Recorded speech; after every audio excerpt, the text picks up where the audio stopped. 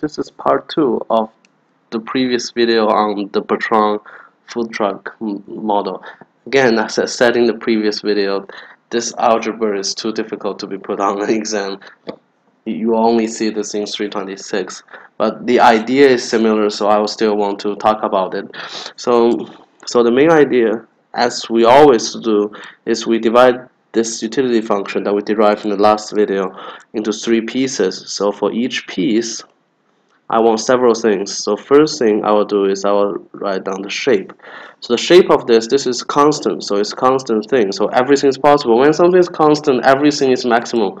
So the optimal, then the next thing is optimal P1 is anything. So P1 star basically is anything that is in the domain. Remember, we have a domain here, so it's not really everything, it's everything inside this domain. So the second part is concave, so you can derive this, to take derivative of this twice, and then you see that it's smaller than, yes, the second derivative is smaller than 0, but then you know that there is a unique interior maximum, and that thing you can get, I think, is 14 plus P2 over 2, which is from the FOC. So if you differentiate this, so take the FOC of this and solve for P1 as a function of P2, what you get is this. And the third part is this thing. This thing is increasing because the first derivative is 10. So we know that this function is increasing. When something is increasing, this point is the maximum. So I want the largest thing in this set, and this set is anything that's smaller than P2 minus 10. So this set looks like this, and P2 minus 10 here, and it's increasing, so I want it to be here, which is P2 minus 10. So that's the interior optimal. And then the next step, which is the extra step. So again, if you can figure this out using any kind of intuition, you can do it. For this Patron food truck problem, you cannot. So you need to do it algebraically. So we need the U evaluated at this. So basically what I do is I put all these 3 things back in all these 3 places, and that's the important step. That's how you think about this maximization. So when you maximize stuff, you find the maximum, and then you need to check if you want to compare between maximums. You need to substitute it back into the original utility function and see which one is the largest, and that's the point basically of this problem. So I substitute this in, it's always 0, so it's still 0.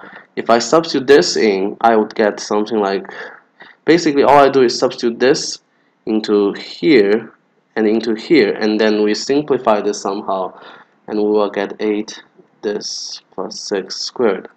So this is up after a lot of simplification, but the idea is, again, substitute this thing I circled back into these 2 circles and then simplify this, and you will get something, and that's the utility evaluated at this optimum. So the last one is just substitute this P2 minus 10 back into here, which should be obvious, so this is just P2 minus 14. So this column is basically utility evaluated at the optimum that we found in each piece. So basically this is the highest point of each piece, and then we can compare. We cannot directly compare the prices. We need to compare the objectives. So we need to compare the utility function evaluated at those optimums, and then done. So the last question to ask is which one is the largest. So first we compare these two. I shouldn't do that. I should say, when is 0 larger than both of them? Well, maybe 0 is always less than this, and 0 is larger than the last one when P2 is, say, smaller than 14. Then this is larger than this last one, but P2, but the problem is 0 is never larger than this, so 0 is never larger. And then the next thing is, this is always larger than 0, so it's no comparison. We need to know when this is larger than this. And through a lot of algebra, which you don't need to know, but I think I will still show you, is that if you take the difference between these 2 expressions and a lot of complete square stuff, you can get this. which means this minus this is always larger than 0, which means the first one is always larger than the second one. So basically, this is always larger, and this is never. So that's how I do this. So for the other Bertrand problems, you do the same. You have the same idea, evaluate and see which one is larger.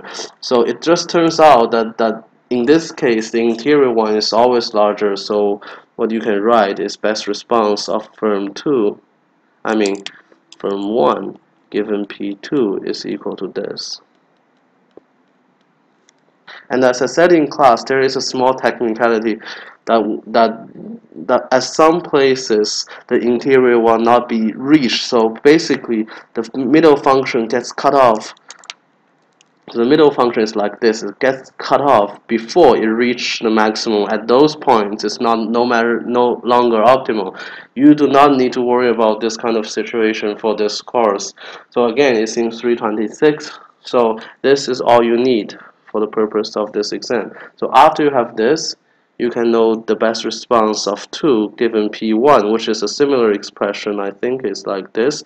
And then you have two equations. You set this equal to P1 star, this is equal to P2 star, and then evaluate at this, and then you have a set of equations. You can solve them. So afterwards it should be very easy for this problem. But again, the hard part is you need to evaluate all of them and compare which one is largest.